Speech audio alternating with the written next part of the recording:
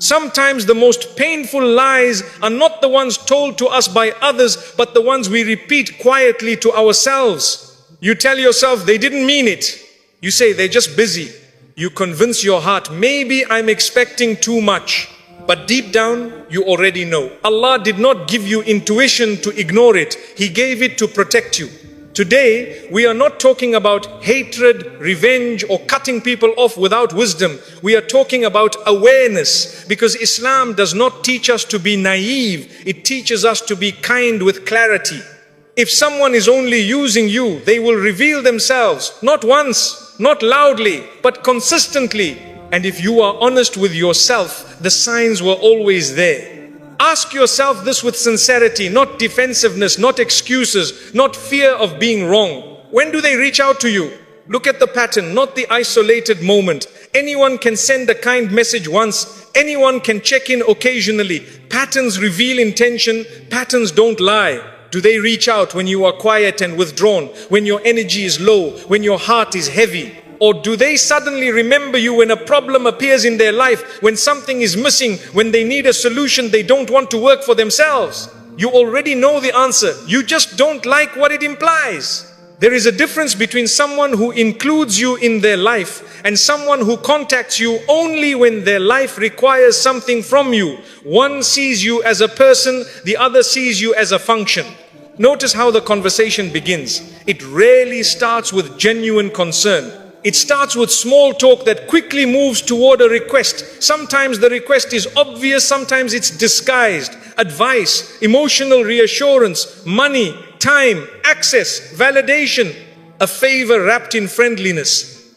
And you give it because you are kind, because you don't want to be difficult, because you believe helping people is rewarded by Allah, and it is. But here is where honesty matters. Helping does not mean allowing yourself to be used repeatedly without awareness. Once their need is fulfilled, something subtle but consistent happens. The warmth fades, the effort disappears, replies become slower, conversations shorten, plans dissolve. You don't hear from them again until the next need appears. This is not coincidence, this is rhythm. Islam teaches us balance in all relationships. A believer does not consume without contributing. The Prophet, peace be upon him, showed us through his character that relationships are built on mutual care, not one-sided extraction. When someone consistently benefits from your presence but shows little interest in your well-being, that is not brotherhood, that is not sisterhood, that is usage. Let's be very clear here, because many people confuse kindness with self-erasure. Buying generous does not mean being blind. Buying patient does not mean being passive. Being forgiving does not mean being exploitable. Allah never asked you to ignore reality to prove your goodness. Think about how you feel after these interactions, not during them, but after. During the conversation, you may feel needed, useful, relevant, but afterward, do you feel fulfilled or drained? Do you feel connected or empty? Do you feel appreciated or quietly depleted? Your emotional state is information. Stop dismissing it. A person who truly cares about you will remember you beyond their needs. They will ask about your life without steering the conversation back to themselves. They will notice when you disappear, not just when they require something. They may not be perfect, they may not always show up, but there will be effort without agenda. The one who uses you, however, treats your availability like a switch, on when needed, off when satisfied. And over time, if you are not careful, you start shaping yourself around their demands. You stay reachable, you stay agreeable, you stay helpful. You silence your own exhaustion because you don't want to lose the connection. But ask yourself this question honestly. What connection are you afraid of losing? A relationship where you are only remembered when you are useful is not intimacy. It is dependency disguised as closeness. Some people don't want you, they want what you provide. And the moment you stop providing, they disappear. Not because you changed, but because their access did. This is where many people struggle spiritually. They say, but Islam teaches us to help people. Yes, it does. But Islam also teaches us justice even with ourselves. The Prophet, peace be upon him, warned against oppression. And oppression does not only come from enemies. Sometimes it comes quietly from those who benefit while you bleed silently. Helping someone occasionally is generosity.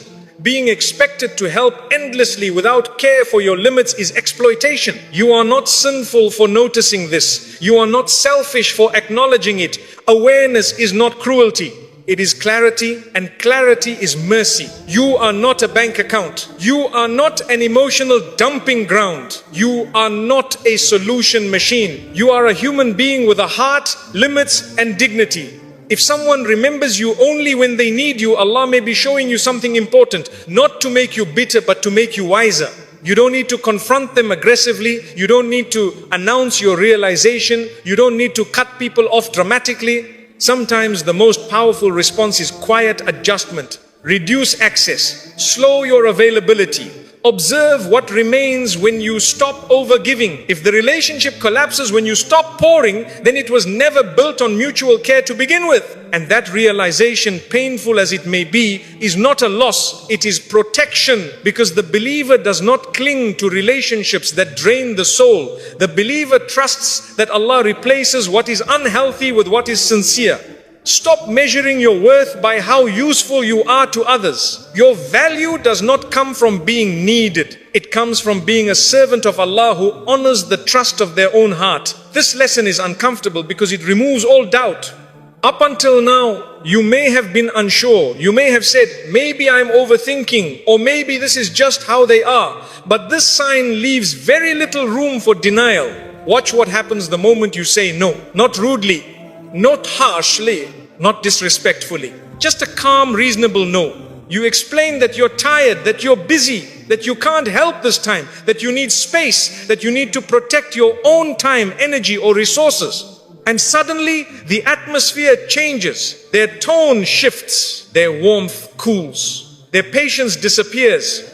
You feel it immediately. The conversation becomes short. The kindness becomes conditional. Sometimes it turns into guilt, sometimes into silence, sometimes into subtle punishment. This reaction is not about your no, it is about their entitlement. A person who values you respects your boundaries even when they are disappointed. A person who uses you sees your boundaries as betrayal. Islam does not teach us to say yes to everything. Even the Prophet, peace be upon him, said no. Even he had limits. Even he withdrew when needed. Boundaries are not a modern invention. They are a sign of wisdom. But the one who benefits from your constant yes feels threatened when you finally choose yourself. Notice how quickly appreciation turns into accusation. You've changed. You're being selfish. You're not the same anymore. These words are not observations. They are pressure tactics. They are designed to push you back into the role that made them comfortable. And here is where many good-hearted people fall into a trap. You start doubting yourself. You ask, am I being unfair? Am I lacking patience? Am I failing as a good Muslim?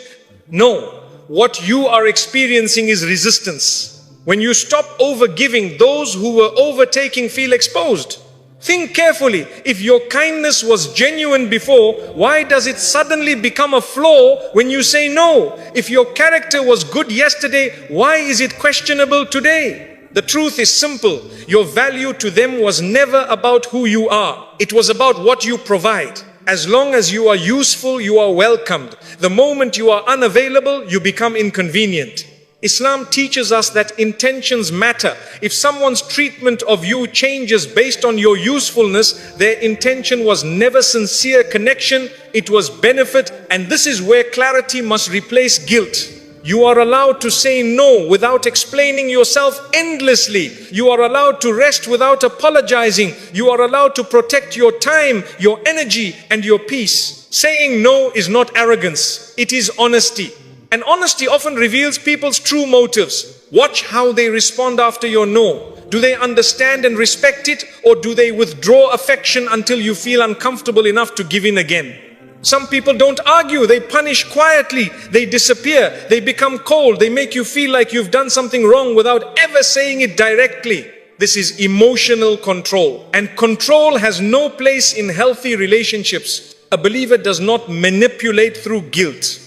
A believer does not make kindness conditional. A believer does not weaponize silence to regain access. If someone only treats you well when you comply, then the relationship is built on obedience, not respect. and obedience belongs to Allah alone. Here is a hard truth that many people avoid. Your no is a filter. It removes those who were only there for what you gave, not who you are. When you always say yes, you never see who people truly are. When you say no, reality surfaces quickly. Some will stay, some will adjust, some will leave. And those who leave were never meant to have unlimited access to you. You don't need to chase them. You don't need to explain yourself repeatedly. You don't need to win their understanding. Your responsibility is not to remain convenient. Your responsibility is to remain upright. Islam values balance. Excess in giving that leads to self-neglect is not virtue.